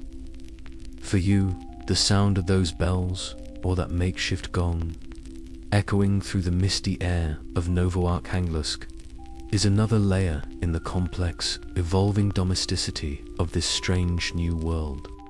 It might call you to prayer, it might signal a holiday, or it might just be another sound in the daily life of the outpost. But it's a sound that speaks of a connection to something larger, something beyond the immediate concerns of survival and profit, a whisper of eternity in the vast Alaskan wilderness. And trying to explain the finer points of Orthodox theology to your Unangan wife, using a pidgin vocabulary of 50 words and a lot of hand gestures, well, that's a challenge worthy of its own special prayer. The bells of the Orthodox Church, whether real or improvised, may toll across Novoarkhanghelsk, calling the faithful to prayer and marking the rhythm of a Russian religious calendar imposed upon this ancient Alaskan land. The priest's minister to your souls, offering solace and education, and attempting to weave both the Russian settlers and the indigenous converts into the fabric of a Christian community. But even as these efforts unfold, another, quieter, and perhaps even more profound transformation is taking place within the log walls of your homes and settlements. A new generation is dawning, children born not in distant Russia, nor solely of indigenous Alaskan heritage, but of both. These are the Creole children, and their very existence embodies the complex, often contradictory, intertwining of two distinct cultural worlds. Their lives are the ultimate expression of this uncharted domesticity you've been navigating. The term Creole, in the context of Russian Alaska, specifically refers to these children of mixed parentage, Russian fathers, be they company employees, soldiers, or officials, and indigenous mothers, from Anangan, Alutiiq, Denanina, Tlingit, or other Alaskan native groups. This wasn't just a casual designation. The Russian-American company and the Tsarist government itself gave official recognition to this growing population. Mainstream historical fact: the Charter of the Russian-American Company, particularly from 1799 onwards, outlined a distinct legal status for Creoles. In theory, they were considered Russian subjects, often exempt from certain taxes and obligations that applied to other groups, and they were deemed eligible for education and employment within the company's vast Alaskan enterprise. This was partly a pragmatic move. The company needed a locally born, climatized workforce loyal to Russian interests. And so, you see them around you, these children who are, in a fundamental way, the first true Russian Alaskans. They are a living bridge, or sometimes a contested no man's land, between the culture of their fathers and the ancient traditions of their mothers. Their daily lives are a constant navigation of these two currents. Many grow up bilingual or even trilingual, chattering fluently in Russian with their fathers or at the company school, then switching effortlessly to their mother's or Alutiiq dialect when speaking with her relatives or playing with other village children. You can only imagine trying to discipline a child who can sass you back convincingly in 2 or even 3 languages, especially if your grasp of their mother's tongue is shaky at best. It adds a whole new layer to parental authority. Their upbringing is a fascinating tapestry woven from these disparate threads. They might be baptized into the Orthodox faith, attend church services, and learn their catechism from the local priest. They might learn to read and write Russian, to understand numbers and accounts, skills that could open doors for them within the company structure. Yet, from their mothers and their maternal kin, they absorb a different world of knowledge, the stories and legends of their indigenous ancestors, the intricate understanding of the local environment, traditional hunting and fishing techniques, the uses of plants for food and medicine, and perhaps a spiritual worldview that coexists, sometimes uneasily, with the orthodoxy taught in church. Their games might blend Russian folk rhymes with indigenous chasing games. Their toys might be a carved wooden bear alongside a miniature by darker. It's the original fusion lifestyle, perhaps with more seal blubber in the cuisine than modern iterations. As these Creole children grow, their place in the stratified society of Russian Alaska becomes a complex issue. Some, particularly those whose fathers were high-ranking company officials or who showed particular aptitude in the company schools, did indeed achieve a measure of success. You might see Creole men working as skilled clerks in the company offices, as navigators or even captains of company ships, as artisans, or, like some of the earliest and most influential Orthodox priests in Alaska, such as Father Yakov Netzvetov, a Creole of an Angan Russian heritage, as respected spiritual leaders. Creole women sometimes married Russian officers or merchants, further blurring the social lines. However, despite any official status or educational opportunities, many Creoles faced prejudice and marginalization. Some Russians might look down on them as half-breeds, not fully Russian and therefore somehow lesser.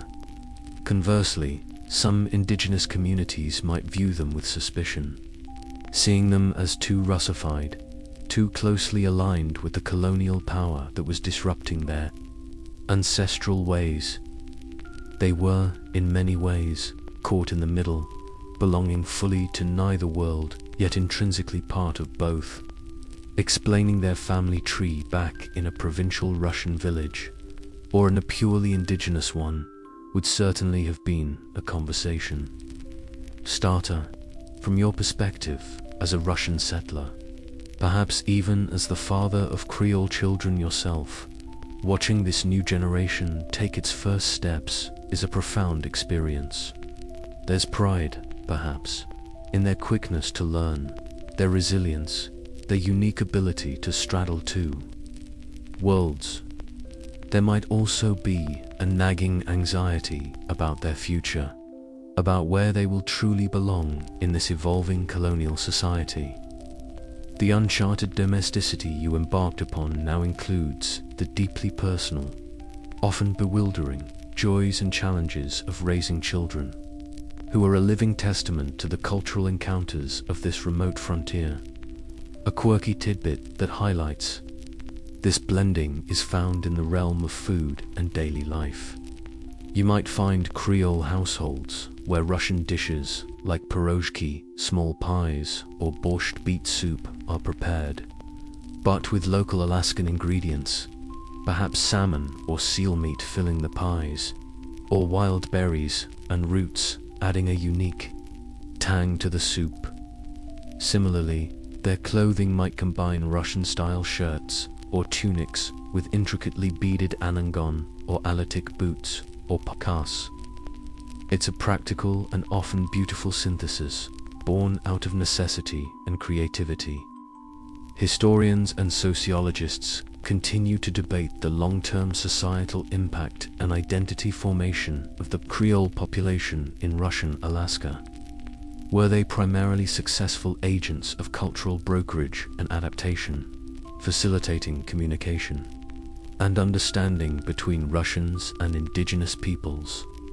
Or were they a fundamentally marginalized group, perpetually caught between two dominant cultures, struggling to carve out their own unique and often precarious place in the colonial hierarchy? What is undeniable is that these children, with their mixed heritage and their feet planted firmly in Alaskan soil, represent the true dawn of a new, uniquely Alaskan identity. They are the human legacy of those first encounters, those quiet outposts, and those all-consuming Otter-Pelt dreams. Their world is the most intimate frontier of all, a landscape of the heart where two powerful streams of culture converge. The world of your Creole children, those bright, adaptable young souls navigating their dual heritage, represents a new dawn in Russian Alaska. A future intrinsically tied to this land in a way your own generation of Russian arrivals can never quite claim. Their laughter, their mixed language chatter, their unique blend of customs, these are the human tendrils putting down roots in the Alaskan soil. But even as this new generation blossoms, the very foundation upon which the entire Russian colonial enterprise was built, the economic engine that powered those tall ships across the Pacific and raised the log walls of Novoarkhangelsky, is beginning to sputter. The sea otter, that sleek, playful creature whose impossibly luxurious fur launched 1,000 dreams of soft gold, is slowly, inexorably fading from the coastal waters. You've been here long enough now to notice the change. In the early days, it seemed the Aleutian Islands and the myriad coves and kelp beds of the Alexander Archipelago teemed with otters. The hunting expeditions, though always dangerous, often returned laden with hundreds, sometimes thousands, of prime pelts. There was a boisterous confidence then, a sense that this bounty was inexhaustible. But decades of relentless hunting, driven by the insatiable global demand for these furs, have taken their toll. Now, the Anangun and Alatic hunting parties, still the backbone of this perilous industry, are forced to venture further and further afield. They stay out for longer, enduring even greater hardships in their bidarkas, only to return with noticeably smaller catches. The stories they tell are no longer of abundant rafts of otters basking on the rocks, but of long, fruitless searches across empty stretches of sea. It's as if the otters finally wised up, held a meeting, and decided to relocate to somewhere less fashionable for their coats. This decline is more than just a hunter's lament. It's an economic crisis in slow motion. Mainstream historical fact, by the early to mid-19th century, the relentless pressure of the fur trade, prosecuted not just by the Russians but also by competing British and American maritime traders who frequented the northwest coast, had led to a severe depletion of sea otter populations throughout much of their traditional range. What was once a seemingly limitless resource was now becoming alarmingly finite. For you, as a promyshlenniki or a company employee, this translates into a tangible shift. Your share of the profits, if you're still directly involved in hunting, dwindles. The bonuses that once seemed within reach become more elusive. There's a different atmosphere in Novoarkhangelsky when the hunting flotillas return. The boisterous celebrations are more muted, replaced by an undercurrent of anxiety. The Otter-Pelt dreams that brought you here are becoming fainter. harder to grasp, the Russian-American company. Under Baronov in his later years, and then under his successors as chief manager, couldn't ignore these warning signs. Fewer pelts meant lower profits, threatening the very viability of their vast and expensive colonial operations. Their response is multifaceted, a combination of dogged persistence and a dawning, if reluctant, realization that the glory days of the otter rush might be numbered. They push their hunting operations into new, more remote territories, sometimes venturing further south along the coast, which often brings them into more direct and sometimes violent conflict with powerful indigenous groups like the Tlingit, who are understandably protective of their own trading networks and resources. The establishment of Fort Ross in California in 1812 was, in part, an attempt to find new otter grounds. Though that venture had its own complex set of goals and challenges, there are also renewed, though often half-hearted or ill-fated, attempts to diversify the colonial economy. If the otters are disappearing, perhaps other resources can fill the void. Timber is plentiful, but shipping it across the Pacific is costly. Fishing for salmon, halibut, and cod, long a staple for local subsistence, is explored for potential export, but markets are distant and preservation techniques still rudimentary. Coal deposits are sought, rumors of gold or other valuable minerals are investigated, and the small shipyard at Novoarkhangelsk continues to build vessels, some even for sale to outsiders. But none of these endeavors, at least not yet, can replace the sheer, concentrated value that flowed from the trade in soft gold. You might hear talk of conservation, whispers that perhaps some areas should be left fallow for the otters to recover.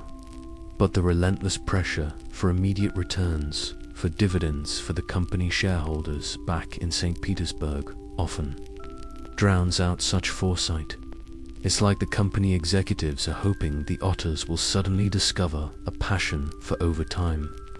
As the otter populations diminish, a quirky tidbit you might observe is a subtle shift in the type of furs being prioritized, or the desperation in acquiring them.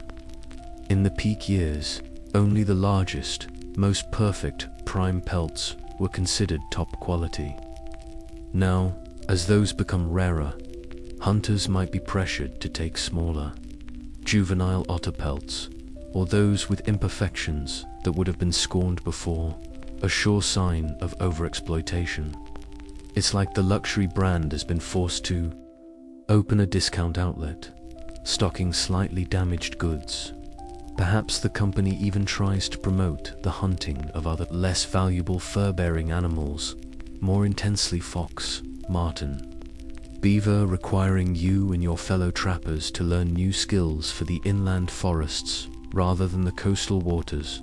And with this slow fade of the keystone species, doubts about the colony's long-term future, once unspoken, begin to surface.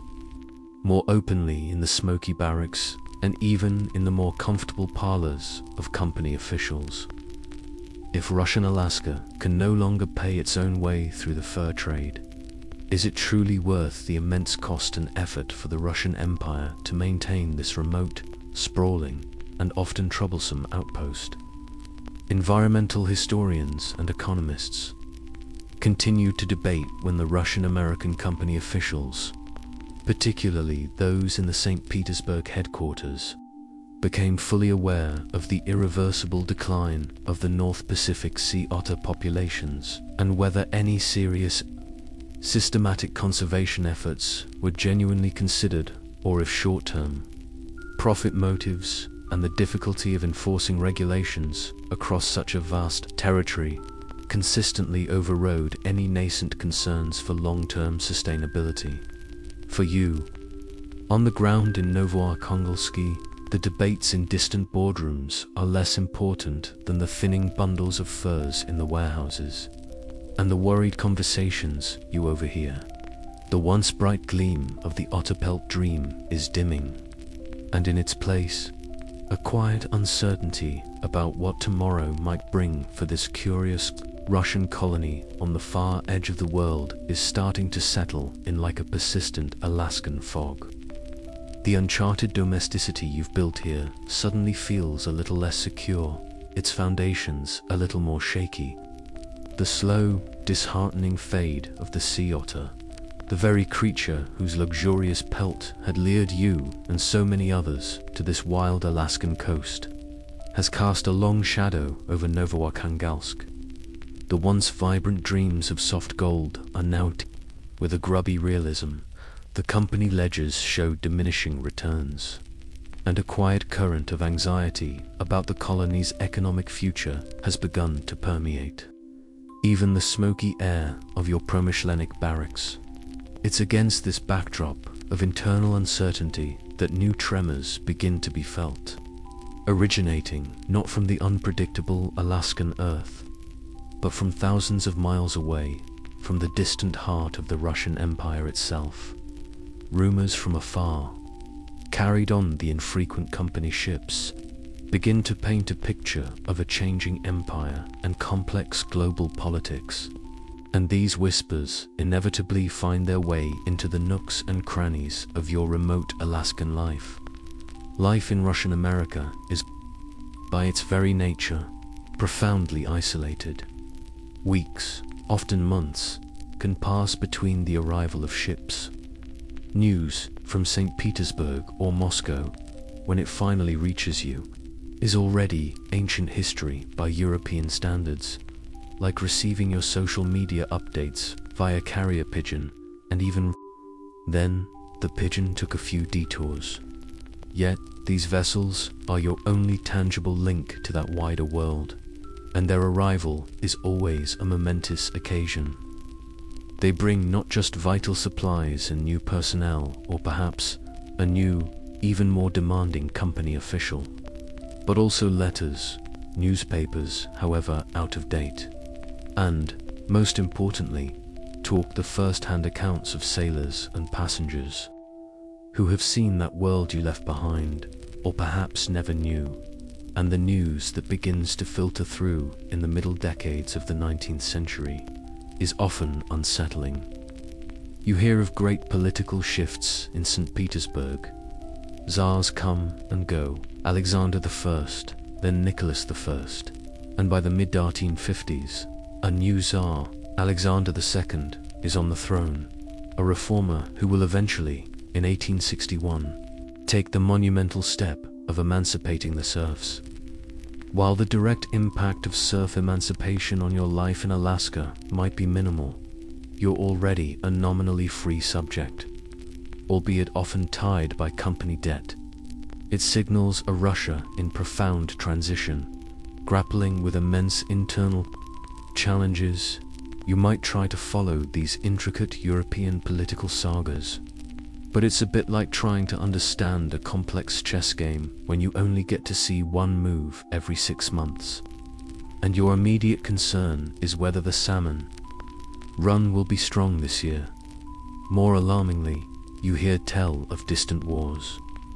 The most significant of these is the Crimean War, fought between 1853 and 1856, pitting Russia against a formidable alliance of Britain, France, and the Ottoman Empire.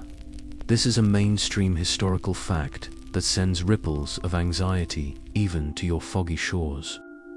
Russia suffers a humiliating defeat in this conflict, a blow that exposes its technological and industrial weaknesses compared to the Western European powers. For you in Novoarkhangelsk, the implications are stark. Britain, a major naval power, with its own burgeoning colonial interests in the Pacific Northwest, just south of Russian territory, in what will become British Columbia, is suddenly an enemy. What if their warships appear off Sitka? Your small fort, Baronov's Castle, suddenly feels very vulnerable. The company's ships, slow and often poorly armed, would be easy prey. The thought of a British blockade, cutting off your supplies, is a chilling one. Beyond specific wars, There are also subtler indications that the Tsar's gaze and the Empire's resources might be shifting away from this remote North American outpost.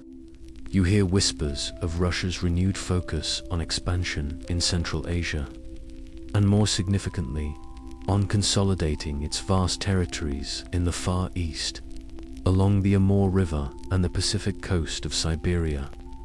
These regions are geographically closer to the heartland, perceived as more strategically vital, and perhaps more defensible than far-flung Alaska, which is separated from the rest of the empire by the treacherous Bering Strait and the vastness of Siberia itself. Alaska, once a profitable source of furs, is increasingly looking like an expensive, hard-to-manage, and strategically exposed liability. Das News, often garbled and embellished by the time it reaches you through the grapevine telegraph of the settlement passed from ship's crew to company clerk, to promyshlenniki, to Creole interpreter, to Anangan hunter adds another layer of uncertainty to your life. The morale in the outposts, already strained by the declining fur trade and the harsh conditions, might dip further. The company's demands, the endless work, the tight-fisted control over supplies. It all feels a bit different when you suspect that the entire colonial project might be hanging by an increasingly frayed thread. A quirky tidbit from such isolated communities is how news from the outside world can get wonderfully, or sometimes alarmingly, distorted in the retelling. Imagine a company official reading a Mottenthalt, St. Petersburg newspaper account of a minor diplomatic spat with a German principality. By the time that story has been verbally relayed through 3 different languages and across 100 campfires, in the Alaskan wilderness, it might have transformed into an epic tale of an impending pan-European war, with giant land armies marching and fantastical new weapons being deployed. Or perhaps a new Parisian fashion, say, a particularly elaborate style of bonnet described in a letter to a company wife, finally gets reproduced in Sitka 2 years later, using sealskin and puffin feathers, looking utterly, gloriously absurd, but worn with great seriousness. It's how you make do when your connection to the trendsetters is tenuous at best. Historians debate how accurately the average Russian or Creole resident in mid-19th century Alaska, like yourself, understood the complex geopolitical forces and economic calculations that were beginning to shape the Russian Empire's decisions regarding its North American colonies. To what extent were anxieties about the colony's potential sale, or even abandonment, openly discussed in the smoky barracks, or around the samovars of Novoarkhangelsk before any official announcements were made? Or was it just a vague, unvoiced disquiet, a sense that the ground was shifting beneath your feet? For now, you live with these rumors from afar, these echoes of a larger, more powerful world whose decisions can drastically alter your fate. Each arriving ship is a source of both anticipation and apprehension. What news will it bring? Will it be a reprieve, a sign of renewed imperial commitment? Or will it carry yet another confirmation that your quiet outpost, your uncharted domesticity carved out with so much effort, is becoming an afterthought in the grand strategy of a distant empire? The feeling of being a pawn in a game whose rules you don't fully understand, played out on a board you can't even see, begins to settle in. The rumors from afar, those unsettling whispers of a changing empire and distant European wars, have swirled through the misty streets of Novoarkhangelsk for what seems like an eternity. They've added another layer of grime to the already tarnished sheen of your Otter-Pelt Dreams, another worry line to the weathered faces of your fellow settlers.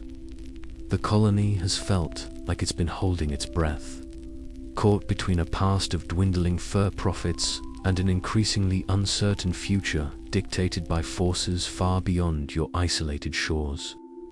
And then, One day, the breath is finally released.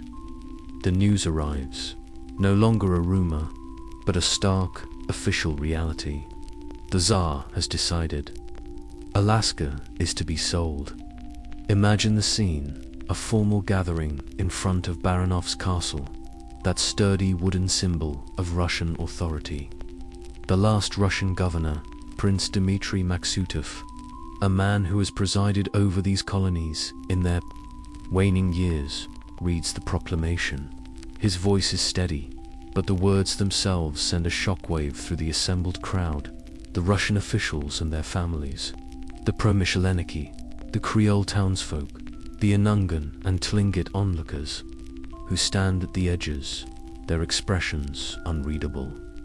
Alaska, this vast, wild territory that has been Russian for over a century, claimed by right of discovery and settlement, watered with Russian sweat and blood, and intimately intertwined with the lives of thousands of indigenous people who were never consulted, has been sold to the United States of America for the sum of $7.2 million. That's about 2 cents an acre, by the way. A historical bargain that would make even the shrewdest modern real estate tycoon weep with envy, or perhaps suspicion that the land came with some serious undisclosed issues, like, say, very long.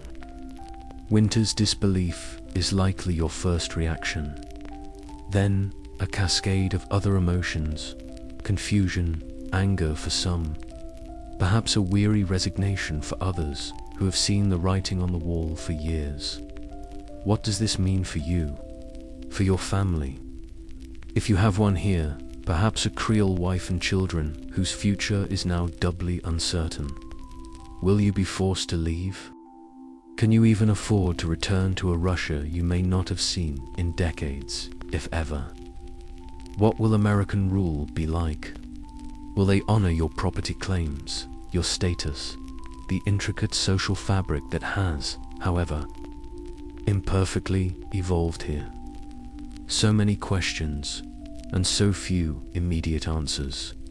The day of the formal transfer, October 18th, 1867, arrives. A crisp autumn day in Sitka. It's a mainstream historical fact, this precise date when one empire retreats and another advances. You stand with the assembled populace on Castle Hill, watching as Russian and American soldiers form up. There are speeches, of course, in languages many don't fully understand. Then comes the moment that crystallizes everything. The double-headed eagle of the Imperial Russian flag, the banner that has flown over this outpost for so long, begins its slow descent. There's a peculiar stillness, broken only by the flapping of the canvas in the breeze and the distant cry of a raven.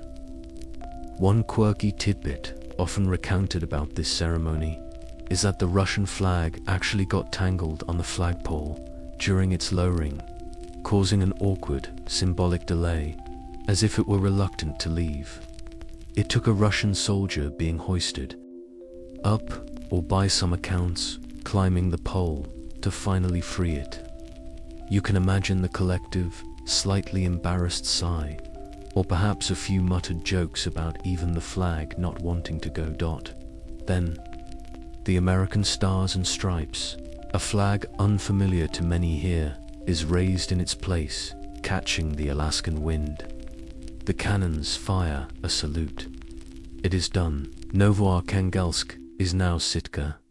Russian America is now the Department of Alaska, a territory of the United States. The handover party, if there was one, must have been a pretty awkward affair, full of polite nods and people wondering if they should start practicing their English or just pack their bags. As you stand there, watching this quiet, almost anticlimactic exchange of sovereignty, you contemplate the bittersweet legacy of these forgotten outposts. A lifetime, or at least the most significant part of your adult life, might have been spent here, wresting a living from the sea and the forest, building a home, raising a family, You remember the dreams of wealth from the Otter-Pelts, the camaraderie of the Artel, the harsh beauty of the land, the faces of Anangan hunters, the taste of forbidden berries shown to you by your Aleutic wife, the first uncertain words of Russian spoken by your Creole child. It was a life of incredible hardship, often brutal exploitation, especially for the indigenous peoples whose lands were colonized and whose lives were so catastrophically disrupted, but also a life of resilience, adaptation, and the creation of something unique, a peculiar Russo-Alaskan domesticity that will now, inevitably, begin to fade or transform. For the Russian settlers who choose to stay, a new chapter of uncertainty begins under American rule. Many, indeed, will leave, accepting the company's offer of passage back to Russia. For the Creole population, their carefully constructed place in society is thrown into question. Their Russian citizenship and privileges are not automatically recognized by the Americans, and they face a new set of cultural and legal challenges. For the Indigenous Alaskans, it is simply the exchange of one colonial master for another, often one with even less understanding of, or interest in, their ancestral rights and way of life. Historians continue to debate the primary motivations behind Russia's sale of Alaska. Was it chiefly driven by the colony's declining profitability from the fur trade and its perceived indefensibility against potential British or American encroachment? Was it a strategic move to consolidate Russian power in Asia and avoid future conflict with a rising United States? Or was it a complex interplay of economic woes, geopolitical calculations, and a dawning realization that this vast, remote north American possession was simply more trouble than it was worth to an empire with pressing concerns elsewhere? Whatever the grand reasons debated in the distant halls of power in St. Petersburg and Washington, D.C., for you, standing on that hill in Sitka, it comes down to this: the flag has changed. The language of authority will change. The future you, once envisioned here, has vanished, replaced by a different, unknown horizon. The quiet outposts, born of ambition and sustained by hardship, are now echoes in a landscape that will soon belong to another story. You might find yourself needing to learn a new anthem, or at least figuring out what this new dollar currency is all about. The taste is indeed bittersweet. The end of an era, the loss of a uniquely Russian Alaskan world, but also, perhaps, for some, a flicker of hope, or at least curiosity about what this new American chapter might bring. And so, our long journey through the mists and along the rugged coasts of Russian Alaska comes to a gentle close. The echoes of the promyshlenniki's axes, the songs of the Anangan paddlers, the murmur of prayers in a log chapel, and the quiet contemplations of those who carved out a life on that far frontier begin to soften, to recede into the tapestry of time. You've walked the muddy tracks of Novohadkovsky, felt the sting of the salt spray on imaginary hunts, and huddled by the smoky fires during those long, dark winters, sharing in the dreams and the daily realities of a forgotten colonial world. The great land itself, of course, endures. Its towering mountains still pierce the northern sky. Its vast forests still hold their ancient secrets, and its powerful rivers continue their timeless journey to the sea. The human stories, like the tides, ebb and flow, leaving their marks on the shore before being drawn back into the great ocean of history. As the last images of those quiet outposts and Otter-Pelt dreams begin to fade from your mind's eye, may you find a sense of peaceful release, a letting go into the quiet currents of the night. The tale is told, the watch is over. Allow yourself now to drift, to float easily away from these shores of the past, towards the gentle embrace of your own well-deserved rest into that deep and restorative sleep that awaits.